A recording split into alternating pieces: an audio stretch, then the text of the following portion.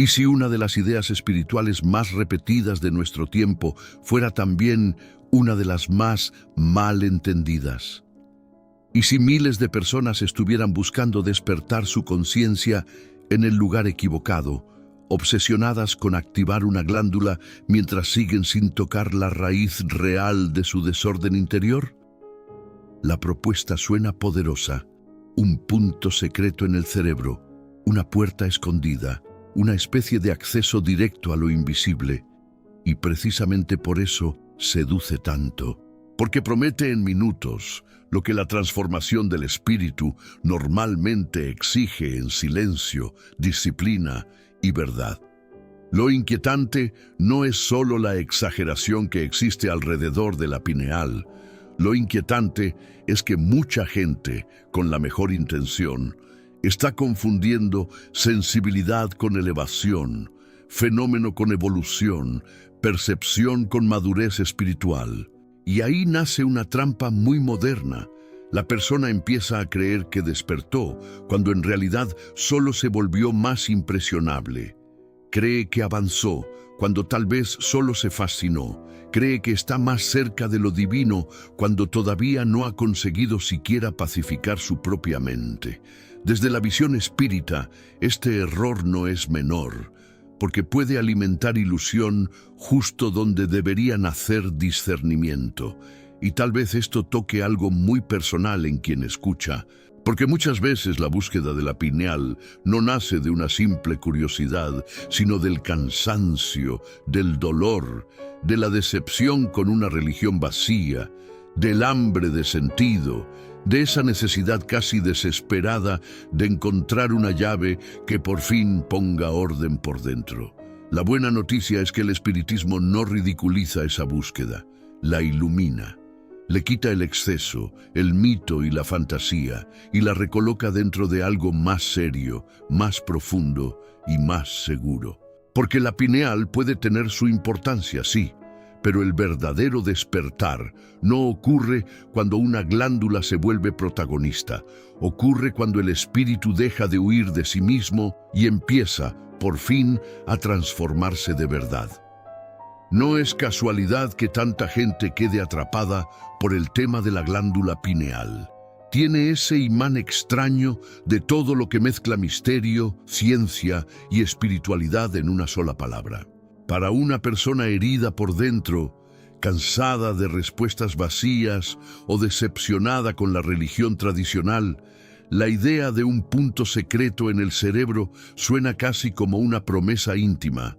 Suena simple, directa, elegante. Y seamos sinceros, cuando la vida interior está hecha un nudo, cualquier cosa que prometa orden rápido parece un pequeño milagro con nombre técnico. A veces ocurre algo muy humano. La persona no está buscando solo conocimiento, está buscando alivio. Quiere creer que existe un interruptor escondido en la pared del alma, algo que, al activarse, apague la confusión y encienda claridad, paz, visión y contacto con lo divino. Esa imagen seduce muchísimo porque simplifica lo que, en el fondo, suele exigir paciencia, autoconocimiento y reforma íntima. En más de una experiencia observada de cerca, el perfil se repite. Alguien sensible, decepcionado, espiritualmente hambriento, que ya probó discursos, rituales o promesas y ahora quiere una llave definitiva. Tal vez por eso el tema de la pineal entra tan fácil. Promete un mapa donde la persona solo siente un laberinto. Y ahí aparece una identificación silenciosa que casi nadie admite de entrada. Tal vez esa misma persona en algún momento ya sintió esa esperanza. Si descubro la técnica correcta, por fin todo dentro de mí se va a ordenar. Esa expectativa no nace solo de la curiosidad, nace también del cansancio, del dolor acumulado y de la necesidad de sentido. Por eso el asunto fascina tanto. No toca solo la mente, toca la herida. Pero justo ahí conviene bajar un poco la euforia, porque una cosa es que algo sea importante dentro de la experiencia espiritual, y otra muy distinta es convertirlo en una especie de botón mágico del despertar. Dentro de la literatura espírita seria, la glándula pineal no aparece como un adorno exótico ni como un truco esotérico de moda. En obras de André Luis, especialmente cuando se observan con calma títulos como Misioneros de la Luz, se percibe que la pineal está vinculada a funciones sutiles y delicadas, en relación con la vida mental, psíquica y orgánica del ser. Es decir, sí, tiene importancia. Pero de ahí a decir que ella sola abre la conciencia, produce iluminación o garantiza elevación espiritual, hay un salto enorme. Y ese salto, aunque venda mucho, no es fiel a la pureza doctrinaria del espiritismo. La visión espírita es mucho más sobria y precisamente por eso mucho más profunda. La pineal puede entenderse como una especie de ventana delicada entre dimensiones de la experiencia humana. Pero una ventana no reemplaza a la casa entera. Puede dejar entrar luz, claro, pero si el interior está en desorden, esa luz no acomoda por sí sola los muebles caídos del alma. Una persona puede tener cierta sensibilidad, cierta apertura, cierta percepción más fina y seguir siendo orgullosa, impaciente, vanidosa o emocionalmente inestable. El espiritismo no enseña que baste estimular una glándula, enseña que la evolución espiritual depende de conciencia, elecciones, disciplina, sentimientos y reforma íntima. Ahí está uno de los puntos más importantes y también uno de los menos cómodos para quien busca atajos. En la doctrina espírita, la facultad espiritual sin madurez moral puede convertirse en ilusión, mistificación, fascinación y sufrimiento. Por eso vale mucho leer el libro de los médiums junto con el Evangelio según el espiritismo, porque una obra ayuda a entender los fenómenos y la otra recoloca el corazón en su eje.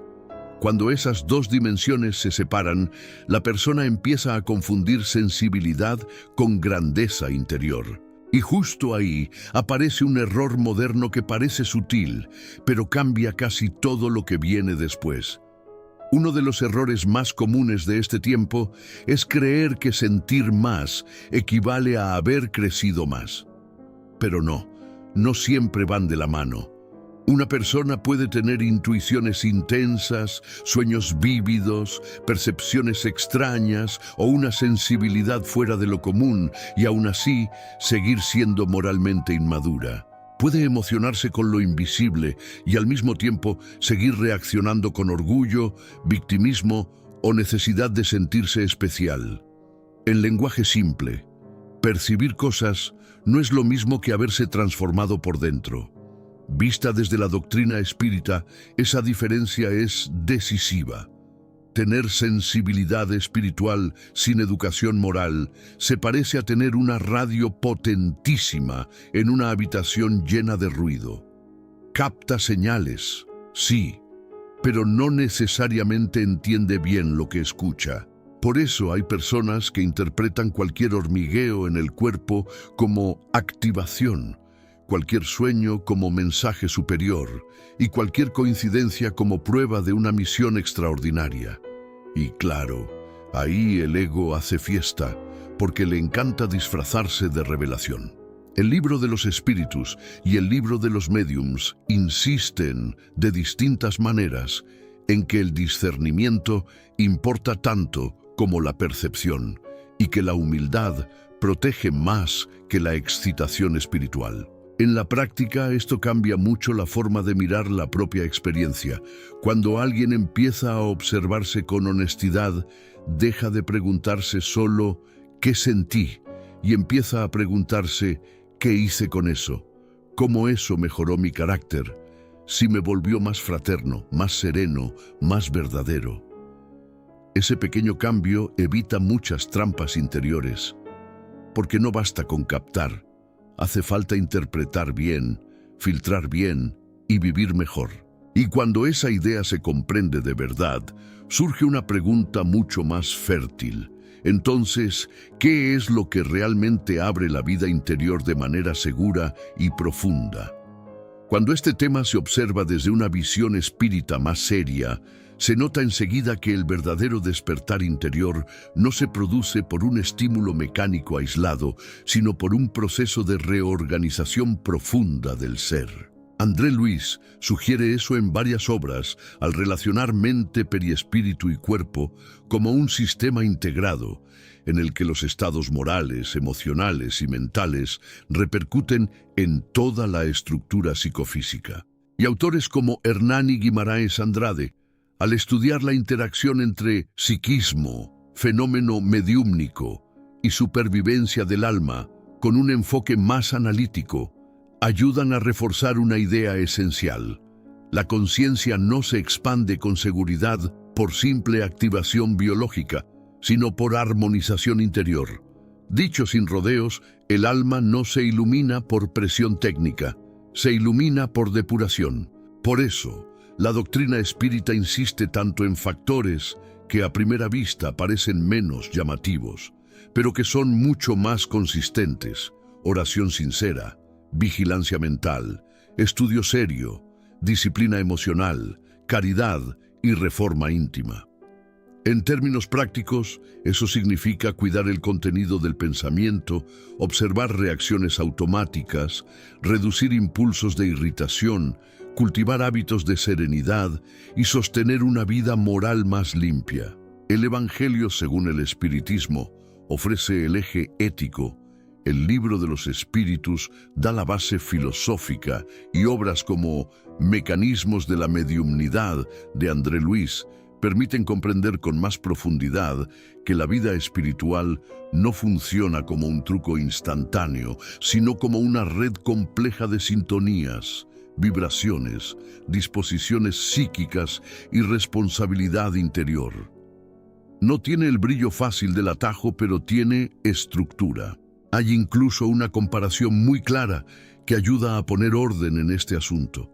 De un lado está la persona obsesionada con técnicas, señales, descargas energéticas y experiencias llamativas, pero que sigue ansiosa, reactiva, vanidosa o moralmente inestable. Del otro lado aparece alguien simple, equilibrado, disciplinado, fraterno, sin necesidad de exhibir nada, pero con una lucidez que pacifica y orienta. Desde la óptica espírita, el segundo caso suele revelar mucho más avance real que el primero, porque la luz espiritual estable no surge cuando se fuerza un punto del sistema, sino cuando toda la vida interior empieza a entrar en coherencia. Y cuando eso se entiende bien, el siguiente tema aparece casi por sí solo. ¿Qué ocurre cuando la persona confunde apertura perceptiva con capacidad para sostener mediumnidad y responsabilidad? Cada vez que el tema de la pineal gana fuerza, tarde o temprano termina rozando otro asunto que fascina y desordena a mucha gente al mismo tiempo: la mediumnidad. Y aquí conviene hablar con una seriedad serena, sin miedo, pero también sin romanticismo. En la visión espírita, la mediumnidad no es un juguete, no es un adorno místico, y mucho menos una prueba automática de superioridad espiritual. El libro de los médiums es muy claro en eso. Facultad no es santidad. Una persona puede tener recursos mediúmnicos y aún así necesitar mucho trabajo moral, emocional y doctrinario para no perderse en su propia percepción. El problema, por tanto, no es solo abrir algo. El problema es sostener con equilibrio lo que se percibe, tener criterio para no dar valor sagrado a todo lo que impresiona y no alimentar la fascinación que tantas veces seduce al médium inexperto. Es como abrir una puerta de madrugada en una ciudad desconocida. La cuestión no es solo que la puerta exista, sino quién entra, cómo entra, y si la persona tiene estructura para lidiar con eso sin pánico, orgullo o dependencia. Se ha visto más de una vez a alguien que comenzó buscando expansión espiritual y terminó confundido, impresionable, emocionalmente sobrecargado, preso de señales, de intuiciones mal interpretadas y de una necesidad agotadora de confirmaciones a cada paso. Por eso el espiritismo serio orienta estudio, equilibrio, amparo, oración, disciplina y acompañamiento responsable, no espectáculo ni prisa mística. Leer con atención capítulos sobre fascinación, animismo, influencia espiritual y educación mediúmnica cambia por completo la manera de mirar este tema. También ayuda mucho el ejemplo de centros espíritas sobrios, donde se enseña que el fenómeno sin moral puede descentrar, mientras la madurez interior protege y ordena. Y justamente ahí se abre una pregunta decisiva, quizá la más importante de todas. Si el camino no pasa por el deslumbramiento con poderes, ¿por qué Jesús centró su enseñanza en otra cosa mucho más exigente y transformadora? Cuando se observa con honestidad el núcleo de la enseñanza de Jesús, se ve algo que desmonta muchas obsesiones modernas de un solo golpe. Él no formó personas fascinadas por fenómenos, sino conciencias llamadas a la transformación moral. No organizó una pedagogía del deslumbramiento, sino del amor, de la verdad, de la humildad y de la conversión interior. Los hechos extraordinarios que aparecen en el Evangelio no fueron presentados como espectáculo espiritual ni como trofeos de poder. Fueron señales subordinadas a algo mayor, y ese algo mayor era siempre la renovación del ser. Ahí está una diferencia decisiva que el espiritismo ayuda a iluminar con mucha sobriedad. El fenómeno puede impresionar, sí, pero la transformación moral es lo que realmente libera. Buscar solo experiencias espirituales se parece a enamorarse del brillo del agua sin aprender a beberla. Lo visible impacta, emociona, da tema de conversación incluso, pero lo que sostiene la vida está en una profundidad mucho menos llamativa. El Evangelio según el espiritismo vuelve una y otra vez a ese eje, y autores como León Denis también refuerzan que el destino del espíritu no se define por impresiones pasajeras, sino por el trabajo interior que convierte percepción en elevación real. En otras palabras, no basta con mirar hacia lo alto, hace falta volverse más verdadero por dentro. Por eso, incluso si la pineal tiene un papel dentro de la experiencia psicofísica y espiritual, ese papel necesita colocarse dentro de un contexto mucho mayor, la maduración del espíritu. Mucha gente no necesita más estímulo, más técnica ni más excitación alrededor de lo invisible. Necesita más verdad interior, más paz moral, más dirección, más limpieza en los afectos y más coherencia en la vida diaria. A veces, la persona no está estancada por falta de experiencias, está estancada por exceso de dispersión. Y cuando esa ficha cae, el tema de la pineal deja de parecer un trofeo espiritual para ocupar un lugar más sobrio, más útil y mucho más honesto dentro de una educación del alma. Cuando este tema finalmente se acomoda en su lugar correcto, la pineal deja de parecer un trofeo espiritual y pasa a ser entendida con más sobriedad. No hace falta negarla, ridiculizarla ni convertirla en un mito absoluto. Dentro de una visión espírita equilibrada, puede comprenderse como un elemento sensible de la experiencia psicofísica y espiritual, relacionado con procesos delicados del ser encarnado. Pero el eje del despertar nunca está en la glándula por sí sola. El eje está en el espíritu, en su conciencia, en su dirección moral y en la calidad de la vida interior que va construyendo. Por eso conviene repetir algo que hoy casi suena contracultural. Sin reforma íntima, este asunto se convierte con facilidad en vanidad espiritual. Sin equilibrio, deriva en fantasía. Sin estudio serio, termina en confusión. Y sin caridad, se vuelve moralmente estéril. La pineal, en el mejor de los casos, sería como un instrumento dentro de una orquesta inmensamente mayor. Y una orquesta no se vuelve sublime porque un solo instrumento suene fuerte, sino cuando todo entra en armonía.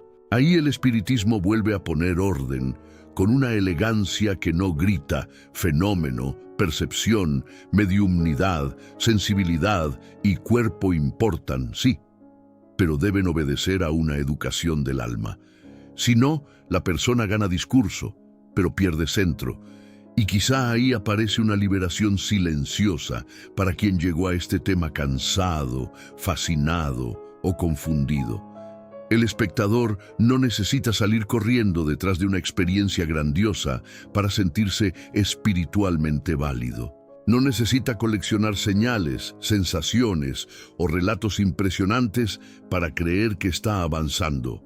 Lo que realmente necesita es aprender a vivir de un modo más consciente, más limpio, más honesto y más fraterno. Porque, al final, el despertar real casi nunca empieza con fuegos artificiales por dentro. Empieza cuando la persona se dispone a ponerse en verdad consigo misma. Y entonces la pregunta ya no es si una persona puede obsesionarse con la pineal, sino si está dispuesta a mirar con honestidad lo que realmente necesita transformar dentro de sí. Porque entender este tema desde la visión espírita cambia por completo el enfoque, deja de buscar un atajo brillante y empieza a reconocer que el verdadero despertar pide conciencia, disciplina, estudio, caridad y reforma íntima. Ahí está la diferencia entre impresionar la mente por un rato y comenzar de verdad a iluminar la vida desde adentro. Y sí, eso exige más que curiosidad, exige verdad interior. Tal vez ahora cada uno debería hacerse una pregunta incómoda, pero necesaria. ¿Ha estado buscando señales cuando lo que le faltaba era equilibrio? ¿Ha confundido emoción espiritual con crecimiento real? ¿Ha querido abrir puertas sin preparar la casa por dentro?